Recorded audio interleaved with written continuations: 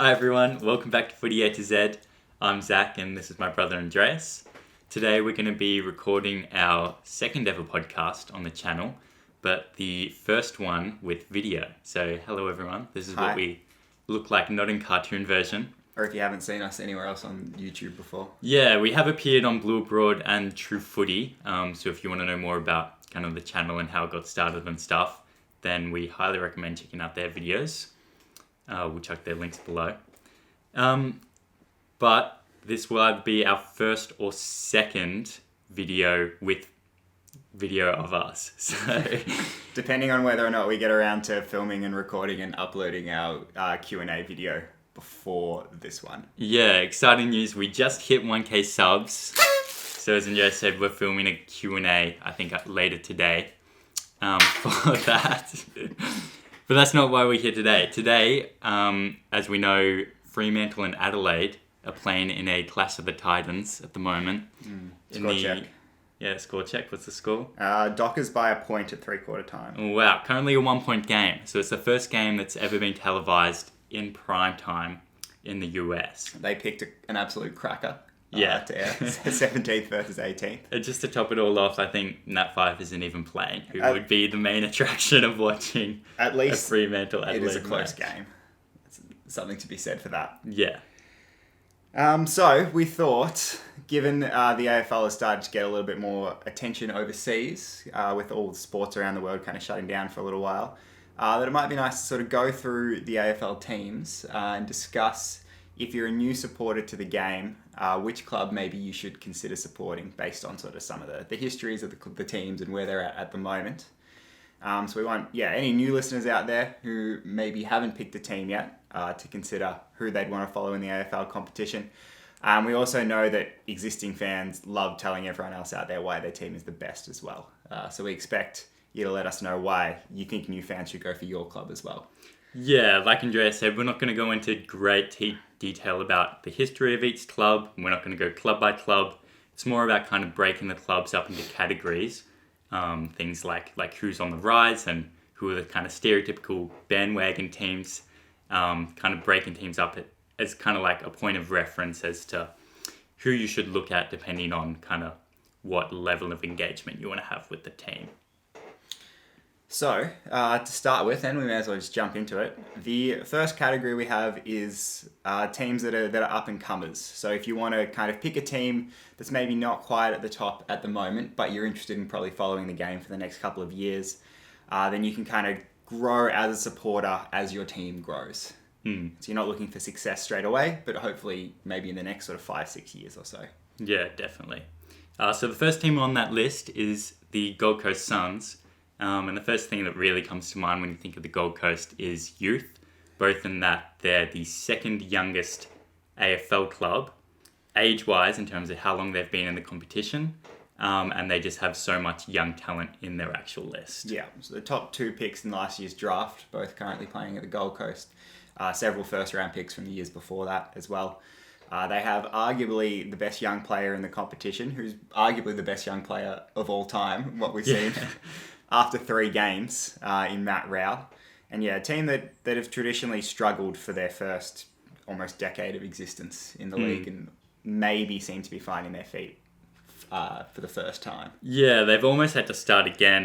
Like kind of the first generation of young players have kind of all kind of run their course and either moved to other clubs basically. Yeah. And now they're kind of back at ground zero and building up again with a couple of more experienced players than maybe they had the first time around. Yeah. So they're kind of, if you want to start down here and slowly work your way up here, you might consider the Gold Coast Suns as a team to go for. If you want to start maybe a little bit higher, start maybe like kind of in the middle and then start working your way up, there's also a few other teams that we might recommend checking out as well. Teams that are kind of in the middle of the table at the moment. Yeah. But looking to grow in the next couple of years. For sure. So we start with the Western Bulldogs, at the top of that list, who won the grand final in 2016, so premiers 4 years ago now.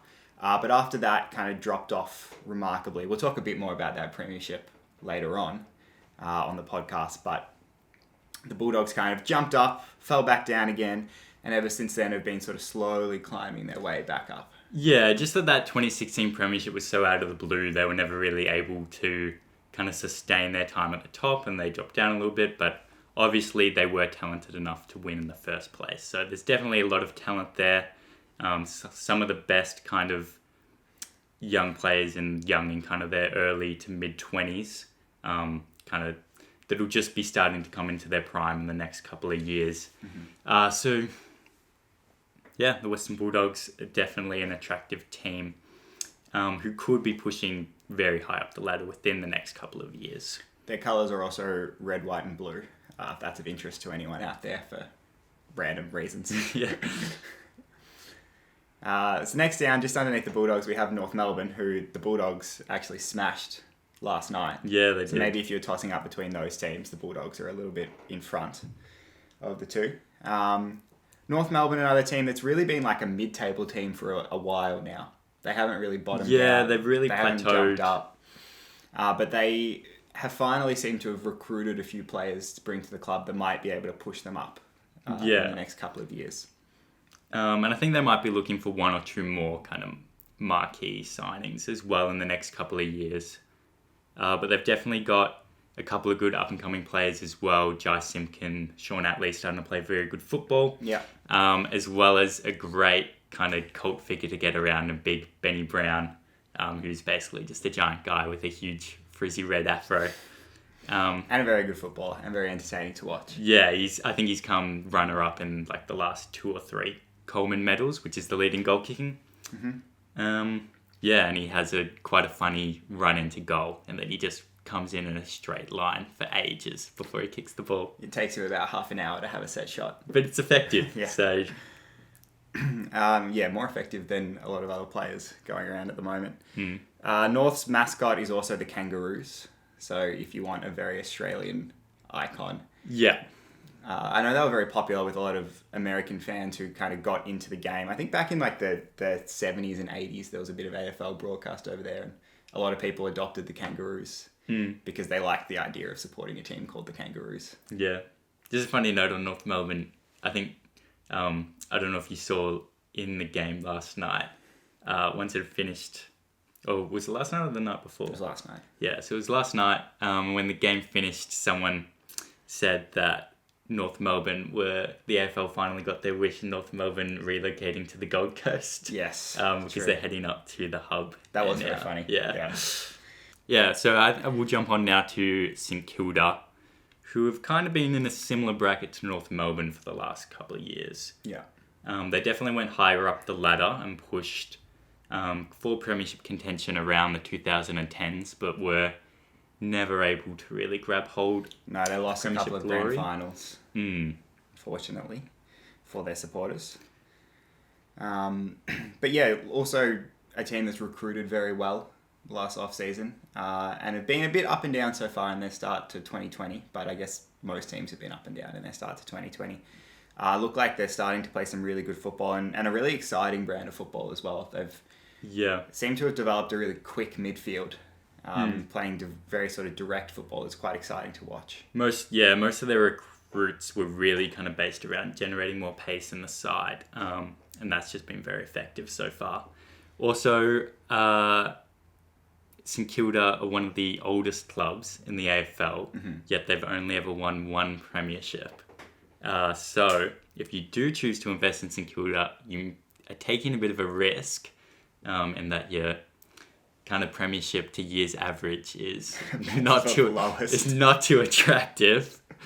But when that premiership glory finally rolls around again for St Kilda, it'll be all the more sweeter. Yeah, for sure. And then rounding out the list of our sort of up-and-coming clubs, if you want to go even a little bit further, so you've got, the Suns down here. The last 3 teams we spoke about, the Bulldogs, North Melbourne, St Kilda, are kind of in the middle. Then just above those, we have the Greater Western Sydney Giants, who are the newest team in the competition. They've only been around, I think, 8 or 9 seasons now. Lost the grand final last year to Richmond, so made their first ever grand final, which they then lost. And they're a team that it's kind of like, if you want to jump on a team that hasn't been successful yet and kind of grow with them, I think their journey over the next decade is going to be a really interesting, really exciting one. Yeah, definitely. Lots of very talented players, and they seem to have developed a really good culture at the club. They don't have a heap of supporters yet, but the supporters that they do have all seem like really passionate. Yeah, it seems like a really tight-knit, just passionate supporter base. That is slowly starting to expand. Yeah, as it will over time. So yeah, if you wanted to sort of become a part of that, I think the Giants are a really exciting option as a new fan. And I definitely know a few people who jumped ship when the Giants started as well, people who had grown up around Western Sydney when that team started, abandoned their other team and decided to move over to the Giants. So next on our list, we've written historical clubs, the ones that have history. Yeah. Which I guess interesting flow on from what you were just saying before with the Sydney Swans. We'll get to their history in a moment. But from a historical perspective, if you want to follow the teams that have been around the longest and have the richest history, then you want to pick from the Victorian clubs. Yeah. So there's 10 teams based in Victoria. That's where the game started, where the game originated from. The oldest being Melbourne, the Melbourne Football Club, the first to form. Been around since the 1850s. I think makes them older than Manchester United. Wow. If you want a little bit of history there, although you might have to fact check me on that one before we upload this. And then obviously going on from there, you've got clubs like Geelong formed shortly after Melbourne, Carlton, St Kilda, Essendon, Carlton, Richmond, North Melbourne, the Western Bulldogs, who started their existence as Footscray, and then became the Bulldogs after that.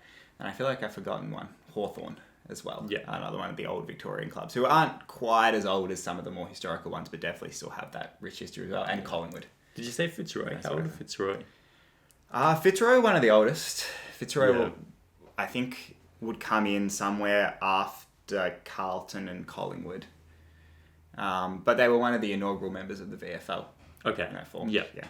Who have now merged with the Brisbane Bears to become the Brisbane Lions. Yes. So if you want kind of what we were saying is like sort of a bit of a mixture of history and freshness, there's two teams that kind of fit that description.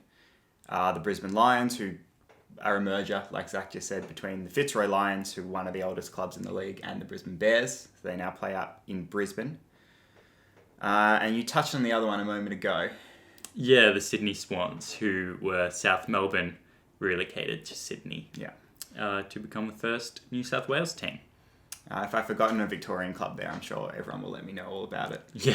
I should have been counting my fingers as I went through, but I think I got them all. Yeah, we also wanted to note that Essendon and Carlton, although they haven't been super successful in the last couple of years, do lead the VFL/AFL Premiership tally as well. So if you want to, at the end of the day, be able to just say, yeah, well, my team's won the most premierships, so what of it? Then those are definitely the ones to jump behind. Essendon and Carlton, for sure. Their fans love to let you know about it. Yeah, they could also both be bundled into potentially the previous category and the up-and-comers. They're both looking to improve, but Essendon, have started the season pretty strongly. Yeah. Haven't won a final since 2001. When they won the grand final. That was 2000. They So lost the grand final and haven't won a final since. No. Yeah. And Carlton, have had a pretty disastrous couple of decades recently as well.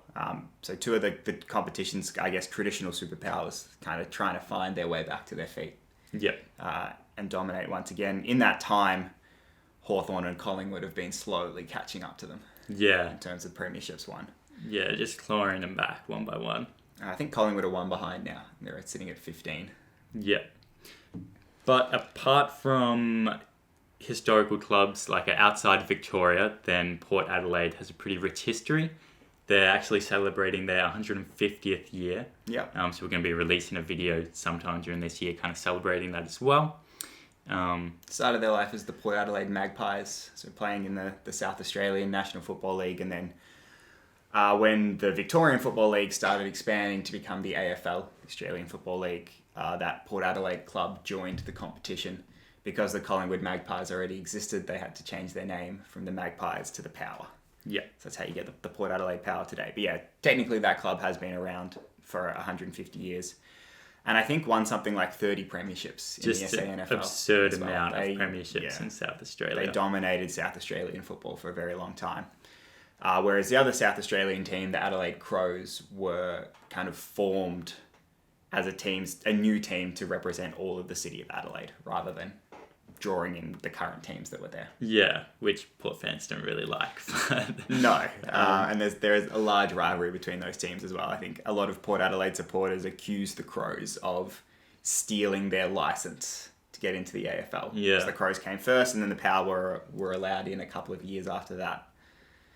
And it's definitely made for a very fierce rivalry between those two teams. Yeah, it was a bit of a power struggle. So if for some reason you look at Port Adelaide and you think that's the worst thing I've ever seen, then you should support the Adelaide Crows. Yeah.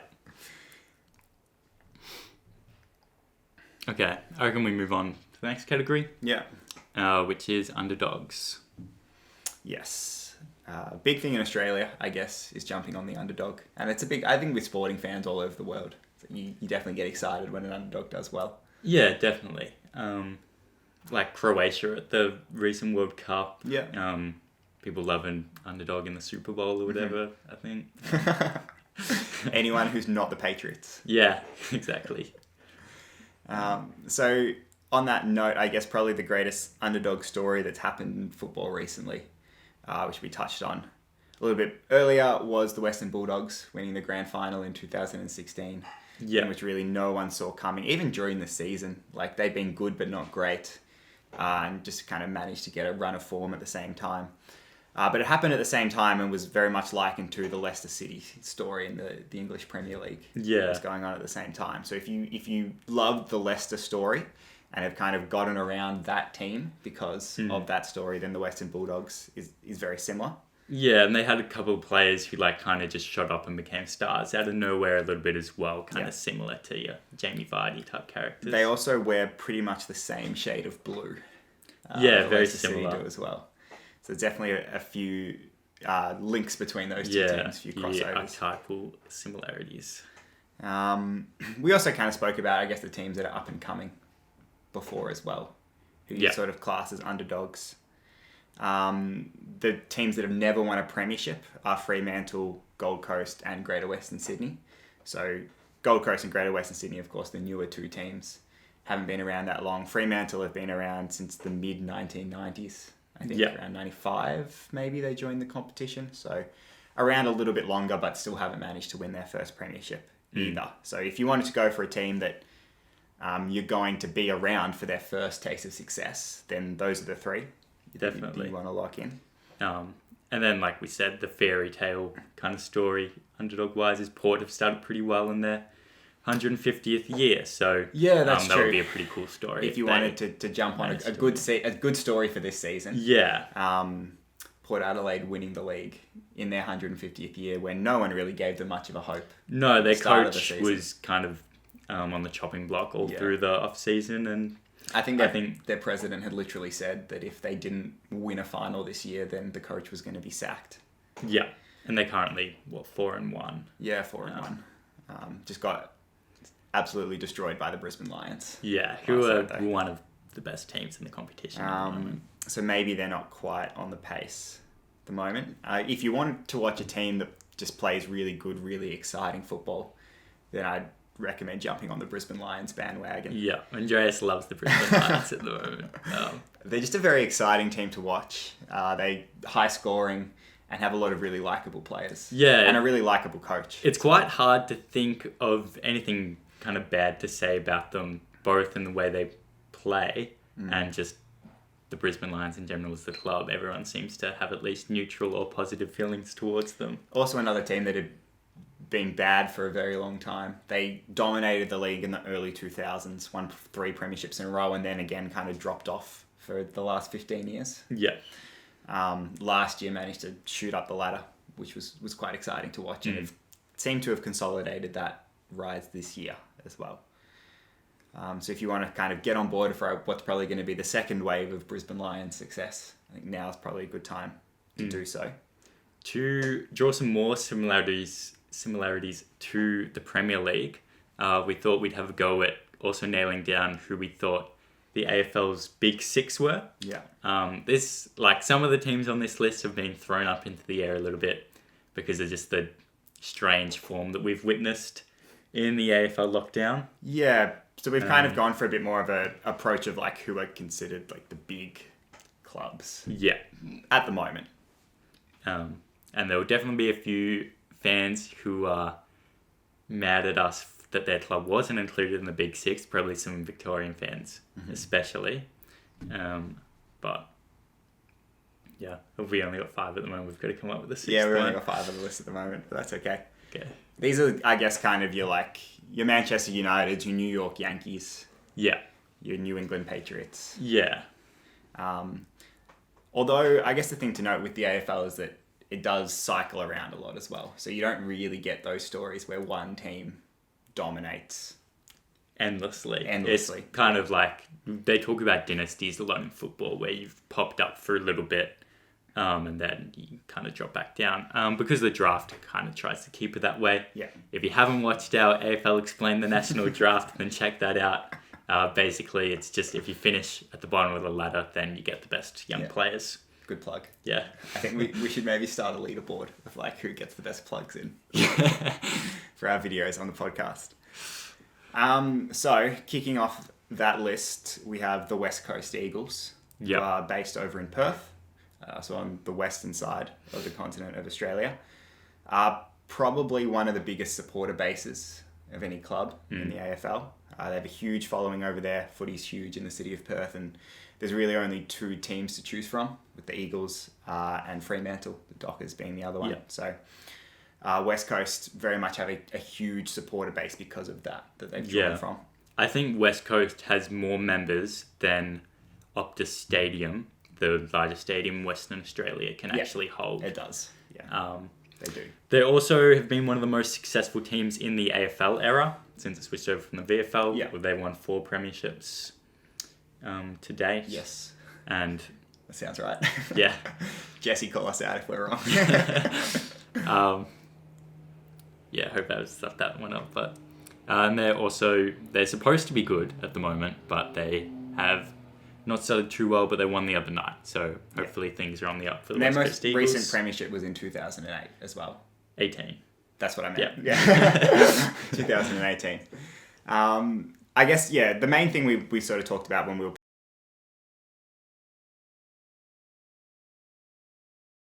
The video just cut out for the second time, so Andreas has just gone to fix it. Hi, I'm back. We'll try and stitch it together seamlessly. I hope you didn't miss me too much. Anyways. I was saying that when we were talking about, I guess, who the big clubs are at the moment, we were kind of basing it around recent success as the main criteria. There's definitely like a pattern of when your team does well, membership grows, the support for that team grows. And then it kind of ebbs and flows. Yeah, and I think no team kind of signifies that more at the moment than the Richmond Tigers. Yeah. Who won 2 of the last 3 premierships. And they're the first ever AFL club to crack 100,000 members. Mm-hmm. I'm not sure exactly how the membership figures are counted. No one seems to know. You can buy pet memberships as well. I think they count them and everything. So it's just... If anyone out there has like the rules on how the AFL counts membership numbers, please send them to us because we'd love to read through them. Yeah, just because because there's lots of 3-game memberships as well, and like whether it's active members or like total. Yeah, I think the Adelaide Crows once claimed to have like 115,000 members or something like that, and everyone else was like, no, you don't. Yeah. So there's like, weird things that do count and things that don't count. So that's a lie. Take membership numbers with a grain of salt. I'm sure Champion Data knows. That being said, Richmond have been pretty much able to pack out the MCG with their own supporters in recent years. Yeah, we saw that in the GWS prelim. Yeah. So 95,000 Richmond fans and 4,000 Giants fans packing out the stadium. So their following is definitely real. There are enough supporters there to get behind the team. Yeah. Currently similar to West Coast, started the year just quite strangely. Haven't really been able to get a good run of form going. Yeah, they've probably been the most consistent team over the last 3 years and have played terribly in the start of this season. Yeah, even when they dropped the premiership in 2018, they would still finish first that year. Yeah. And just got undone by a very good Collingwood side, who are one of the other teams on this list. Yeah. So Collingwood, another big club, possibly, if all their supporters came through and signed up as members, would have a bigger membership base than Richmond. Those Very well could. Yeah, two have kind of been seen as the biggest supporter groups. There was a phase last year where it looked like Richmond and Collingwood were very likely to play each other in the grand final, and people were very worried about the security of the city of Melbourne. Melbourne would have died. I had those two supporter groups come together for that during that week. But that didn't happen. The Giants upset Collingwood and went through to the grand final last year instead. But yeah, Magpies are a very successful team traditionally. The only AFL team the only VFL team, I should say, from back in the VFL days that's ever won 4 premierships in a row. Yeah. Which I guess gives you a bit of an idea of how things swing around a lot in this sport as well. It's the longest anyone's ever managed to dominate Very true. the league for. And that was back in the 1920s. Yeah. Well, so a very long time ago. And have also been quite successful recently as well. They lost the grand final in 2018. Were very close to making it again last year. By less than a kick. Yeah, and also won back in 2010 as well. Yeah. So have had success fairly recently as well. Look like they're going to have success again maybe in the next couple of years. And one of the club's kind of favourite sons as well, Nathan Buckley, is currently their head coach. Yeah. So would very much... Collingwood are also kind of the most despised team collectively in the AFL by supporters that aren't Collingwood supporters. Yeah. At least in Victoria. In Victoria, they're kind of the big bad. Yeah. I don't know if that's kind of Manchester United-y. New York Yankees Yeah. where you like watching them lose, Yeah. basically. But that is starting to shift a little bit at the moment, or it was. They had a very likeable group of players and coach, and then the last sort of fortnight, that's all started tumbling down. Yeah. Which we're not going to get political about this time. No politics. And then 2 more teams on the list. These are probably the 2 most successful teams of the last few years, the last 15 years or so, have really dominated the competition. The first one is Hawthorn. So the Hawks managed to win 3 premierships in a row from 2012 to 2015. Yeah. And kind of grew, as well as one in 2008. So 4 very recent wins. And have kind of grown massively from that. Yeah, So- they were almost teetering on that, like, the big bad kind of thing, just in that everyone was just so mad at how successful they were. People got pretty sick of watching them win. Yeah, because they won a couple of their grand finals as well with very convincing performances. Yeah. But they kind of have done their time in the mid-table for the last couple of years, and then they haven't changed their coach or anything, but they've changed a lot of players, and now they're starting to push back up the ladder again. Yeah, looking very, very good. They do have one of our favourite players as well in the competition to watch neutrally, Tom Mitchell. Yes. Who has been a little bit down on form so far. Yeah, at the he's start still this year. accumulating numbers. It's been good, but not great, I think. And I think once O'Meara came back in, Yeah. he's a better player when O'Meara's in the side. I think you could say a lot of the competition is going at good but not great at the moment, though. Yeah. It's just been such a weird start to the season that a lot of players and teams are, I think, struggling for consistency. Anyways, we need a 6th big 6. Did we talk about Geelong? No, we haven't. So Geelong is our 5th of the big 6. And they're also a Victorian club, but more regional. Not based in Melbourne. Yeah. Geelong is the 2nd biggest city in Victoria. Yep. Also, like we said before, big, rich history, Yeah, and another one of very the oldest successful in the modern era. Namely between kind of like 2004 to 2012-ish. Yeah. So won 3 premierships between 2007 and 2011. Yeah. And haven't really dropped off since. They haven't managed to win any more grand finals, but they've been up the top of the ladder pretty much every year since then. Yeah, So- I think that something ridiculous, like only a couple of times. I think once they missed the 8. They haven't in that made the period. 8. Yeah. So a very, very consistent team. They also have what I would say is arguably the best long sleeve jumper. They do. In the league. It's a nice one. Cam Guthrie really rocks the... Zach Tui. And Jimmy Bartel loves the Geelong long sleeve as well. I think a lot of the time it's really jarring when you see the long sleeve jumper on the field, but the Geelong one just looks so nice. And I guess a lot of their players embrace it as well, so you see it a lot more maybe than a lot of the other long sleeve jumpers. Yeah, unlike at Hawthorn. Which is another story itself. We're not even going to touch on that. No politics. Yeah. No talking about That's as political as it gets. Yeah, Clarko will hear if we talk about the long sleeve jumper. Geelong, rich history, cool long sleeve jumper, and have been very, very successful for the last almost 2 decades now. Yeah. As well. So a lot of people seem to jump on Geelong as well. I don't know why. A lot of overseas people, for some reason, seem to really like the team and get around it. But yeah, you were saying we need a sixth. A sixth big six. Big six. I guess traditionally like Essendon and Carlton would be counted as big teams as well. They just haven't been good for so long. Yeah, it was more just the recent success that meant we didn't put them down in that. I guess you could maybe throw Sydney in there. Yeah, as well, the Sydney which Swans. would be good for another interstate team. Yeah, if you're talking about recent success as well. They won in 2012. Yeah. Missed out on a couple in the modern era as well. A couple of grand final losses. Yeah, a couple of losses to Hawthorn and to Sydney. Sorry, Hawthorn and the Western Bulldogs lost to recently. And another team that had just managed to be up the top of the ladder for a long time. But have dropped away the last couple of years. Yeah, they're kind of just rebuilding and getting some games in the young talent now.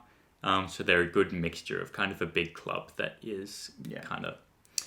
you could put them in the first category if you want to grow with them at the moment. Yeah, for sure. Okay, well that pretty much wraps it up. I think we've said most things we want to say. The camera's cut out twice. Yeah. So hopefully that wasn't too jarring for anyone. Hopefully the microphone worked. Yeah. Our first podcast. Let us know if you like seeing our faces on the channel. Yeah, we plan to do a little bit more of it. So if you have any feedback or whatever, we're happy to take it on board. Talk about some more stuff that's going on. Yeah. If we missed any teams or whatever, or you think a team should be somewhere else, then let us know and we're happy to answer any questions or whatever about that. And let people know why they should pick your club. Yeah, well. Get in a bit more detail, kind of wave your club's flag. And Should we see what's happening in the Clash of the Titans? Yeah. What is happening? Full-time, Fremantle 54, Adelaide 34. There you go, the Dockers kicked away in the... Adelaide did not kick a goal in the last quarter. We haven't talked about the Crows much in this video, I guess. We mentioned them briefly when we were talking about Port. They need a rebuild. They're just not very good no, at the moment. If you really wanted... Like, the hardest thing about the Crows is all the other teams will kind of set up and come in, have kind of a clear direction, and the Crows are kind of just hard to really tell what's going on at the moment. Yeah, they kind of half rebuilt their list, but then didn't in the off season. Yeah, so if you want to... If you're in it for the long haul... Dive in the deep end. If you want to dive in the deep end and commit to spending a couple of years at the bottom of the ladder before coming back up again, then maybe the Adelaide Crows. They also have cool colours, I guess. Really distinctive jumper. And them and Brisbane's song is both the French national anthem as well. If you're French, then there's a few teams that have stolen your anthem as their song. Yeah. I think Brisbane's does it better than Adelaide's does, though. Fight me, Crows fans. Yeah. Is Brisbane more like our clubs as well? Our local club? Yes. Yeah. Yes, it is. Yeah. Well, there you go. Otherwise, anyway, we're rambling now, so we'll end the video here. We have lots planned in the next couple of months, including an explained video, hopefully soon. Yep, coming next week. So that's on Forward Pressure, which has been pretty highly requested. Yep. If you have any other videos you want us to do, then let us know as well. Yeah, and to the people that have been recommending videos, we do really appreciate it. There's maybe some that we haven't responded to because we don't always get time to answer all the comments on all the videos, but just know that we are seeing your suggestions and we like them, and a lot of them have gone on our list.